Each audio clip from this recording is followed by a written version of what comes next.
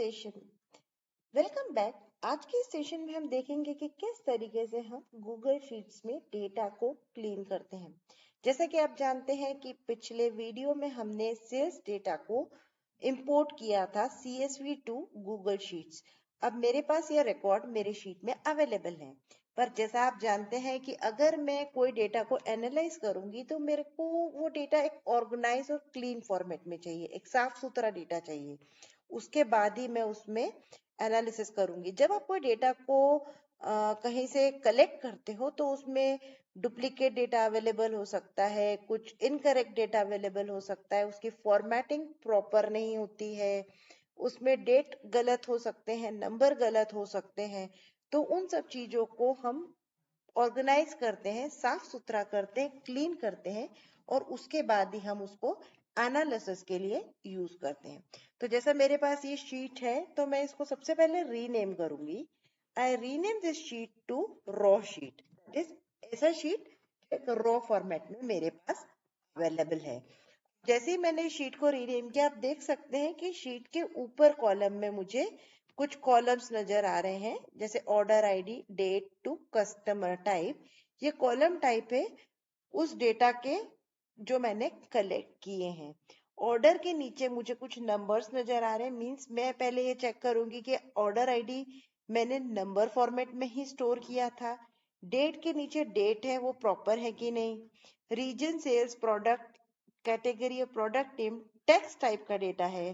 Quantity, price और total sales मेरे currency या नंबर टाइप का डेटा है। और पेमेंट मोड और कस्टमर टाइप एक टेक्स्ट टाइप का डेटा है। तो मुझे अब एक नॉर्मल मोटे तौर पे पता चल गया कि मेरे डेटा में कौन सा कॉलम नंबर है, टेक्स्ट है या डेट है। अब हम इसकी फॉर्मेटिंग करेंगे ताकि ये क्लीन और ऑर्गेनाइज डेटा दिखे। आप देख रहे हैं कि ऑर्गेनाइज आईडी का जो डेटा है वो एक नंबर फॉर्मेट में है। तो मैं फॉर्मेट में जाके देखूंगी कि क्या मेरा नंबर ऑटोमेटिक है कि मेरे को उसको डेसिमल में लेना है। तो जब आप सबसे ऊपर जाएंगे तो बाय डिफॉल्ट ऑटोमेटिक रहता है, तो we want it as a automatic data only. आप एक बात और देखिए कि ये जो मेरा नंबर डेटा है वो राइट अलाइन है।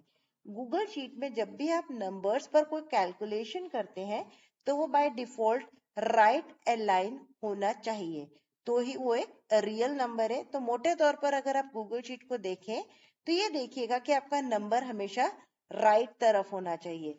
कई बार नंबर रियल नंबर होता है तो ही हम उसमें कैलकुलेशंस कर सकते हैं, जिसको आप इस नंबर इक्वल टू इस नंबर फॉर्मूले से भी चेक कर सकते हैं।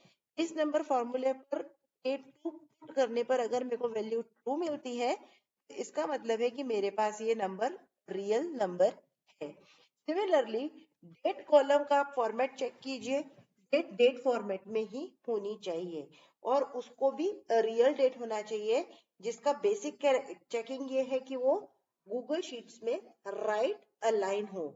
और उसके अलावा मैं इस नंबर करके अगर डेट वैल्यू को मैं डालती हूँ, सपोज मैं B2 डालती हूँ, तो उसकी वैल्यू भी 2 रिटर्न होनी चाहिए। तो अगर ये 2 रिटर्न होती है तो ये एक रियल डेट है।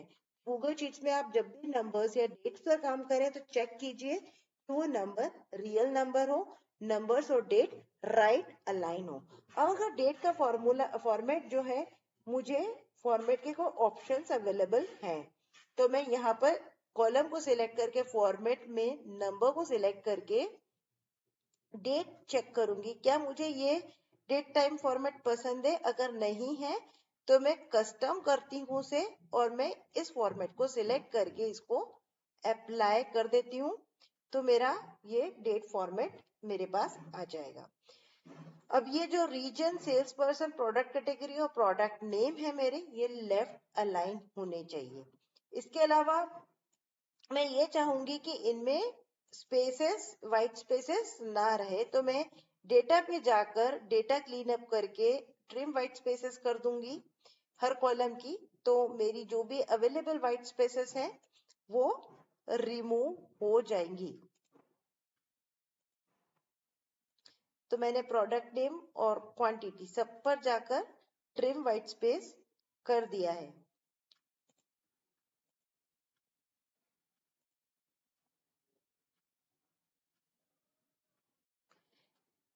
अब मेरे पास नेक्स्ट कॉलम है क्वांटिटी का, राइट अलाइन है, मुझे कोई प्रॉब्लम नहीं, तो इट्स ओके। प्राइस है, अब प्राइस भी राइट अलाइन है, नंबर फॉर्मेट है, मुझे कोई प्रॉब्लम नहीं, पर मुझे ये करेंसी फॉर्मेट में चाहिए। तो फॉर्मेट में मैं जाकर नंबर में कस्टम करेंसी करूंगी और मुझे इसके आगे इंडियन रुपीस चाहिए, तो मैं इंडियन रुपीस लगाकर अप्लाई कर दूंगी। सिमिलरली टोटल सेल्स में भी मुझे इंडियन रुपीस चाहिए, तो मैंने करेंसी में इसको कस्टम करेंसी में जाकर इंडियन रुपीस कन्वर्ट कर दिया है। सो इस तरीके से मैंने डेट का और नंबर का फॉर्मेटिंग कर लिया है। अब इसको करने के बाद फॉर्मेटिंग डेटा क्लीनिंग का एक सबसे इम्पोर्टेंट स्टेप होता है डुप्लीकेट्स रिमूव करना। कोई भी डेटा एक अच्छा और ऑर्गेनाइज और क्लीन डेटा तब बनता है जब उसमें डुप्लीकेट वैल्यूज अवेलेबल ना हो। तो इसके लिए मैं काम करती हूँ कि एक डुप्लीकेट वैल्यू को इंसर्ट करते हैं। मैं ये वाला जो 2002 वाला जो ऑर्डर आईडी है इसको मैं वापस पेस्ट कर रही हूँ इसी रो में ऊपर। मैं चाहती हूँ कि पूरे शीट में डुप्लीकेट रोज ना रहे, उसके लिए मुझे उस शीट के सारे कॉलम्स को सिलेक्ट करना होगा। सिलेक्ट करने के बाद हम डेटा में जाएंगे।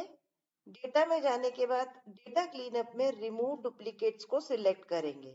जैसे मैं रिमूव डुप्लीकेट को सिलेक्ट करती हूँ तो ये बोलता है कि 175 rows and 11 column get selected and you want to remove duplicates from that. मैंने जैसे ही रिमूव डुप्लीकेट किया, ये कह रहा है कि इसमें 151 रोज यूनिक है और एक डुप्लीकेट रो मिली है, क्या मैं उसे रिमूव कर दूं? ऐसे यस। ओके प्रेस करने पर आप देख सकते हैं कि 2002 ऑर्डर आईडी मैंने डुप्लीकेट किया था वो रिमूव हो चुका है। कि जैसा कि आप जानते हैं कि अब तक हमने शीट के फॉर्मेटिंग में शीट के डेट को फॉर्मेट किया है, नंबर को फॉर्मेट किया है, डुप्लीकेट रोज को डिलीट किया है। अब इसका नेक्स्ट इंपॉर्टेंट स्टेप है कि शीट को एक बहुत ही अच्छा लुक दिया जाए। वो आएगा जब हम शीट को एक टेबल फॉर्मेट में कन्वर्ट करेंगे। टेबल फॉर्मेट में कन्वर्ट करने का तरीका बहुत ही आसान है। आप शीट में आइए और किसी भी एक सेल को क्लिक कीजिए। क्लिक करने के बाद अगर आप राइट क्लिक करते हैं और कन्वर्ट टू टेबल करते हैं तो शीट का जो डेटा है वो टेबल में कन्वर्ट हो सकता है। इसके अलावा दूसरा ऑप्शन है, आप सेल को ही सिलेक्ट करके फॉर्मेट ऑप्शन में जाइए और कन्वर्ट टू टेबल या कंट्रोल आल्ट टी को प्रेस कीजिए। ये करने के बाद आप देखेंगे कि आपका शीट एक टेबल में कन्वर्ट हो चुका है। टेबल में कन्वर्ट होने के बाद अब टेबल की फॉर्मेटिंग के ऑप्शंस आते हैं। टेबल को फॉर्मेट करने के लिए आप फॉर्मेट में जाइए और टेबल फॉर्मेटिंग को क्लिक कीजिए। इसको करने के बाद आपको टेबल फॉर्मेटिंग के स्टाइल्स अवेलेबल होंगे। इनमें से आप किसी भी एक स्टाइल को सिलेक्ट कीजिए। जो डिफॉल्ट स्टाइल है मैं उसे सिलेक्ट कर रही हूँ। सिलेक्ट करने के बाद मैं हेडर के कलर को चेंज कर रही हूँ। हेडर का मैंने ये कलर ले लिया है, कलर 1 और कलर 2 मैं व्हाइट रहने देती हूँ। तो इस तरीके से आप देख सकते हैं कि मैंने टेबल की फॉर्मेटिंग की है। आप रिबन्स में प्रेजेंट बोल्ड इटैलिक अंडरलाइन से फोंट को अरेंज कर सकते हैं। उसके अलावा उनका अलाइनमेंट भी देख सकते हैं। इसके अलावा फॉर्मेट ऑप्शन में जाने के बाद भी आप टेक्स्ट अलाइनमेंट कर सकते हैं, फोंट अलाइनमेंट कर सकते हैं। इसके अलावा अगर आप टेबल पे क्लिक करेंगे तो आपको टेबल डिलीट भी किया जा सकता है। टेबल की रेंज को रीनेम एडजस्ट कर सकते हैं। टेबल फॉर्मेटिंग का ऑप्शन जो मुझे यहाँ पर फॉर्मेट पर क्लिक करने को मिला है वो मुझे यहाँ से अवेलेबल होता है, जिसमें मैं टेबल के हेडर कलर को सिलेक्ट कर सकती हूँ। इसके अलावा मैं टेबल को यहाँ रीनेम कर सकती हूँ, तो मैंने यहाँ टेबल को डेटा नाम से रीनेम कर दिया है। तो आगे आप जब पिवोट टेबल पढ़ेंगे तो हम इस टेबल का यूज करने वाले हैं। मैंने टेबल का नाम डेटा सेट रख दिया है। ये हमारा टेबल क्रिएट हो गया। इस तरीके से आपने देखा कि किस तरीके से हम एक रॉ डेटा की फॉर्मेटिंग करके उसको प्रॉपर टेबल फॉर्मेट में गूगल शीट में लाते हैं, जिस तरीके से हमने एक्सेल में भी किया हुआ है। तो अगर आप टेबल फॉर्मेट में डेटा को ले आते हैं तो आगे पिवोट टेबल बनाना बहुत आसान हो जाता है। तो आगे के वीडियो में हम पिवोट टेबल बनाना सीखेंगे। अगर आपको ये वीडियो पसंद आए है तो इसे लाइक और सब्सक्राइब करें। Thank you.